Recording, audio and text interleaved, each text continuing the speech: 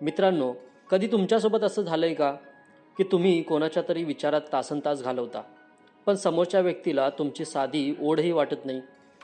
तुम्हाला वाटतं की त्या व्यक्तीच्या मनातही तुमच्याबद्दल तेवढीच घालमेल व्हावी. त्यांनी स्वतःहून तुम्हाला मेसेज करावा किंवा तुमचा विचार करत राहावा. अनेकांना वाटतं की हे नशिबावर अवलंबून असतं, पण मानसशास्त्र असं सांगतं की समोरच्याचा मनाचा ताबा घेणं शक्य आहे. आज मी तुम्हाला अशा 5 सोप्या पद्धती सांगणार आहे, ज्या वापरल्यानंतर ती व्यक्ती तुमची आठवण काढल्याशिवाय राहू शकणार नाही. यातील तिसरी आणि 5वी पद्धत तर इतकी पॉवरफुल आहे की समोरची व्यक्ती बेचैन होईल. चला तर मग उघडूया मनाची ही गुपिते. मुद्दा 1. नेहमी हजर राहू नका. मित्रांनो, पहिली गोष्ट म्हणजे नेहमी हजर राहणं टाळा. आपल्या मराठीत एक म्हण आहे, अति तिथे माती. जर तुम्ही त्या व्यक्तीसाठी दिवसरात्र हजर असाल, त्यांच्या एका घंटीवर फोन उचलत असाल किंवा एका मेसेजवर लगेच रिप्लाय देत असाल, तर समोरच्याला तुमची किंमत कधीच कळणार नाही. आपल्या मनाला त्याच गोष्टीची आठवण येते जी आपल्या डोळ्यांसमोर नसते. जर तुम्ही सतत त्यांच्यासमोर असाल किंवा सतत चॅटिंग करत असाल, तर त्यांना तुमची आठवण येण्यासाठी वेळच मिळणार नाही. त्यामुळे स्वतःला थोडं लांब ठेवायला शिका.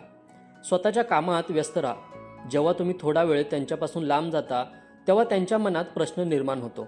हा नक्की कुठे आहे, काय करतोय, आणि नेमकी इथूनच आठवणीची सुरुवात होते. मुद्दा 2. तुमचं आयुष्य थोडं गुपित ठेवा. दुसरी महत्त्वाची गोष्ट म्हणजे तुमचं वागणं थोडं रहस्यमय ठेवा. तुमचं आयुष्य एखाद्या उघड्या पुस्तकासारखं नसावं. तुम्ही आज काय खाल्लं, कुठे गेलात, कोणाला भेटलात, या सगळ्या गोष्टी जर तुम्ही स्टेटसवर टाकत असाल किंवा त्यांना लगेच सांगत असाल, तर त्यांच्या मनात तुमच्याबद्दल कोणतीही उत्सुकता उरणार नाही. लोकांना अशा व्यक्तीची आठवण येते जिच्याबद्दल त्यांना पूर्ण माहिती नसते. गप्पा मारताना सगळं काही एकाच वेळी सांगू नका.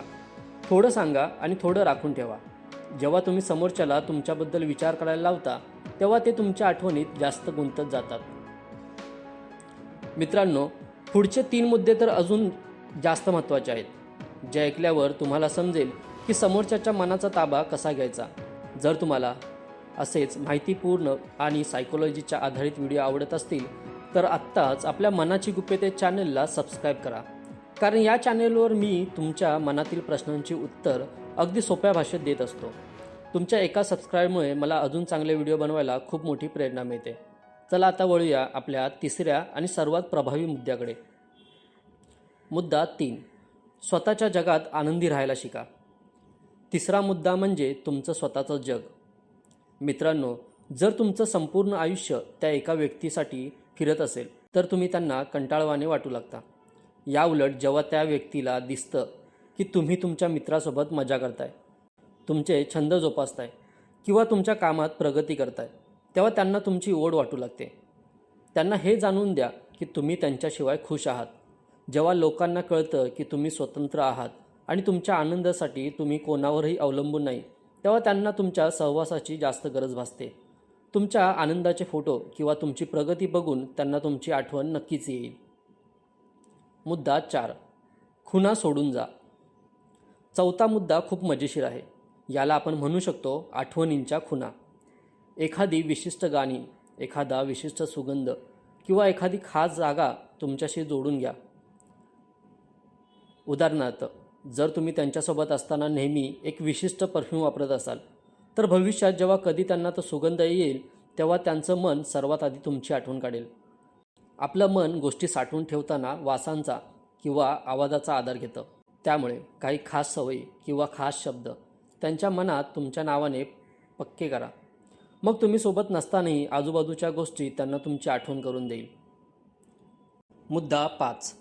भेटीचा शेवट गोड करा. 5वा आणि सर्वात महत्त्वाचा मुद्दा म्हणजे शेवट गोड करा.